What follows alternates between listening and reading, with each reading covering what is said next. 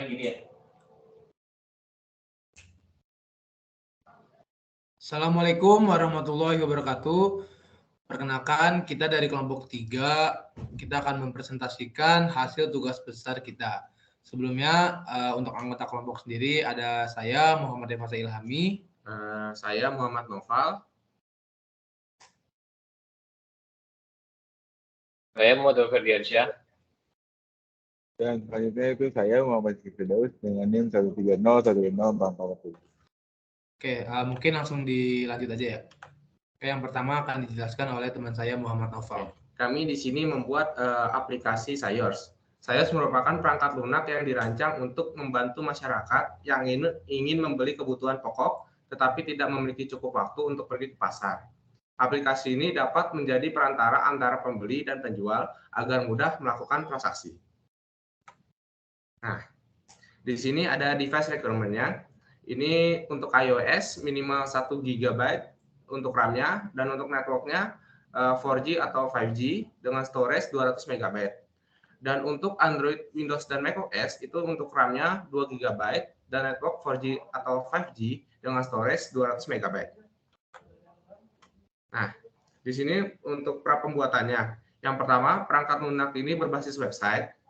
Yang kedua, desain UI menggunakan Figma. Yang ketiga, bahasa pemrograman yang digunakan adalah JavaScript, HTML, dan CSS. Dan untuk terakhir, aplikasi ini hanya tersedia dengan satu bahasa, yaitu bahasa Indonesia. Oke, lalu ini ada kelas diagram. Di sini kelas diagramnya itu terdiri dari buyer, ada seller, store, transaksi, produk, shipping, dan kurir. Lalu selanjutnya, di sini ada use case-nya.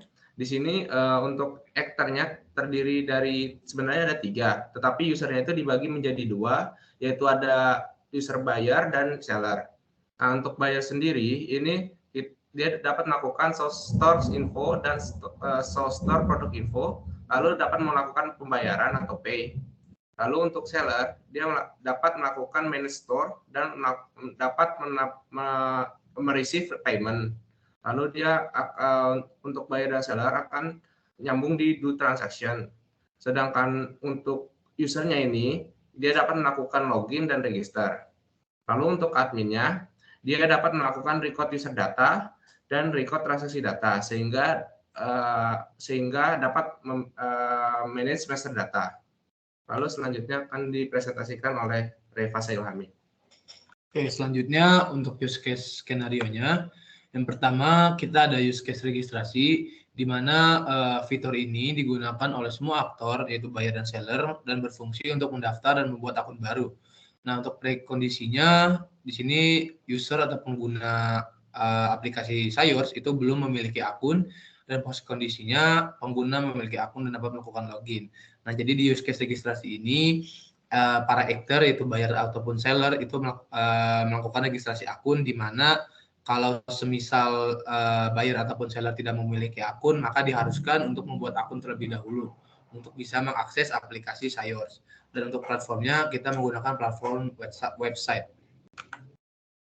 Yang kedua, itu adalah login user, yang dimana fitur ini digunakan oleh semua aktor dan berfungsi untuk mencocokkan data inputan dengan data yang tersimpan di database.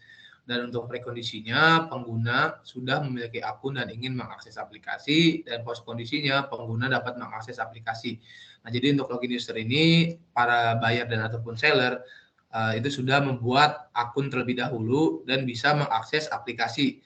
Dan kembali lagi untuk seller itu bertujuan untuk menjual bahan-bahan yang ingin dijual di aplikasi, dan buyer untuk aktor yang membeli bahan-bahan yang ada di aplikasi Sayors yang dijual oleh seller. Nah, untuk platformnya juga kita menggunakan platform website. Yang ketiga ada use case edit profile, yang dimana fitur ini digunakan oleh seluruh aktor dan berfungsi untuk mengedit profil penjual dan pembeli. Nah, untuk prekondisinya, pembeli ataupun penjual dapat mengubah informasi diri, dan untuk post kondisinya, informasi yang telah diubah telah terupdate di database aplikasi dan dapat dilihat secara langsung oleh user lain. Nah, jadi untuk use case edit profil ini, buyer ataupun seller bisa mengubah data dirinya sesuka mereka, yang dimana kalau misalnya buyer ingin menambahkan foto profil, nama lengkap, gender, ataupun tanggal lahir, itu bisa di edit profil ini. Dan ataupun di seller itu bisa memberi nama toko yang diinginkan, ataupun nama pribadinya dia sendiri gitu loh, ataupun mengubah tentang apa aja bahan-bahan yang dijual di tokonya tersebut gitu. Dan untuk platformnya juga sama, kita menggunakan platform website. Dan use case yang terakhir itu adalah transaksi, di mana fitur ini digunakan oleh seluruh aktor dan berfungsi untuk melakukan transaksi antara penjual dan pembeli. Nah, jadi untuk prekondisinya, pembeli melakukan pembayaran, dan post kondisinya menunggu konfirmasi dari pembeli. Jika pembeli tidak mengkonfirmasi penjual, menunggu 3 hari untuk dikonfirmasi sistem secara otomatis. Nah, jadi untuk melakukan transaksi ini, pertama-tama untuk buyer itu memilih nih bahan-bahan apa saja yang ingin dibeli di aplikasi Sayur. Nah, setelah itu dari buyer ini melakukan transaksi menggunakan payment method yang ada yang tersedia di aplikasi, dan setelah itu pembayaran dari buyer ini akan dikonfirmasi terlebih dahulu gitu. Kalau misalnya emang bahan-bahannya ini mau dikirim ke pembelinya, pembelinya, dan harus dikonfirmasi sama si penjual ini gitu. Kalau semisal si penjual ini tidak mengkonfirmasi, maka akan menunggu 3 hari untuk dikonfirmasi sistem secara otomatis. Dan untuk platformnya juga sama, itu ada di website. Oke, mungkin selanjutnya akan dijelaskan oleh Muhammad Rizky Firdaus.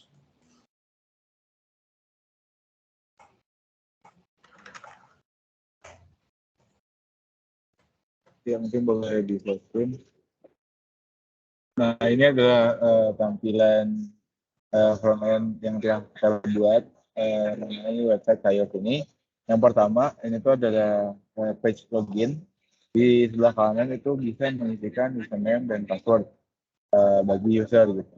Misal diisi seperti ini, dan sana ada login buat masuk, tapi kita case-nya ke sign up. Sign up ini jika user tidak memiliki akun. Mungkin bisa ditekan. Nah, jika sign up ini ditekan, maka akan memunculkan page register, di mana ini page-nya berfungsi untuk user yang tidak memiliki akun untuk mendaftarkan diri menjadi member dari Sayur ini. Gitu. Nah, di sini ada first name, nama, di sini case-nya Lele, terus last name itu Terbang, email itu lele@gmail.com, dan ini passwordnya gitu. Nah, mungkin langsung aja di register.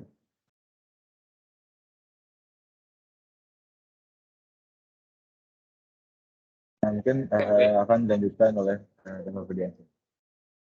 Oke, baik, saya akan jelaskan tentang page register, homepage. Jadi setelah pengguna login atau mendaftar ke aplikasi, pengguna akan diarahkan ke homepage. Di sini ada search bar, jadi nanti bisa untuk mencari barang-barang atau toko yang akan yang diminati untuk dibeli. Lalu di sini ada beberapa produk kami. Tampilannya seperti ini ya. Nanti ada rekomendasi untuk saran segar, nanti juga ada untuk daging segar dan juga karbohidrat dan lain-lain gitu. Nanti akan ketika icon indicate nanti akan diarahkan ke toko-toko yang menjual produk-produk tersebut, kurang lebih seperti itu. Dan juga ini udah ada untuk range harganya, kurang lebih 15.000 per kilogram dan lain-lain. Lalu yang fitur selanjutnya yang kami punya itu adalah edit profil. Jadi di sini ada simbol profil foto dari pengguna ya dengan nama Lele Terbang. Di sini kalau kita klik antara di gambar atau di namanya bisa semua. Nanti akan diarahkan ke edit profil. Nah, di sini pengguna dapat mengedit informasi pribadi yang dia miliki. Contohnya seperti nama, username, bio, email, nomor HP, jenis kelamin ini juga bisa memilih ya, dan juga tanggal lahir seperti itu. Nanti pengguna juga bisa mengubah foto profilnya dan juga bisa mengecek berapa saldo e-money yang pengguna miliki. Dan juga ada fitur terakhir delete account, pengguna bisa menghapus account yang dia miliki. Kurang lebih seperti itu. Dan jika pengguna sudah melakukan edit profil di sini, pengguna bisa melakukan mengklik tombol simpan dan akan diarahkan kembali ke homepage. Kurang lebih seperti itu untuk front end yang sudah kami buat. Ada 4 page. Yang pertama tadi login, lalu register. Setelah itu ada homepage, lalu yang terakhir ada edit profil. Oke, mungkin sekian penjelasan dari kelompok kita, kelompok 3, di mana kita buat aplikasi Sayur tadi, kita sudah menjelaskan mengenai use case, terus use case skenario, terus pra pembuatan dan lain-lain. Begitupun juga kita sudah menjelaskan mengenai front end yang telah kita buat pada hari-hari sebelumnya. Mungkin sekian dari kelompok kami, kurang lebihnya mohon dimaafkan. Assalamualaikum warahmatullahi wabarakatuh.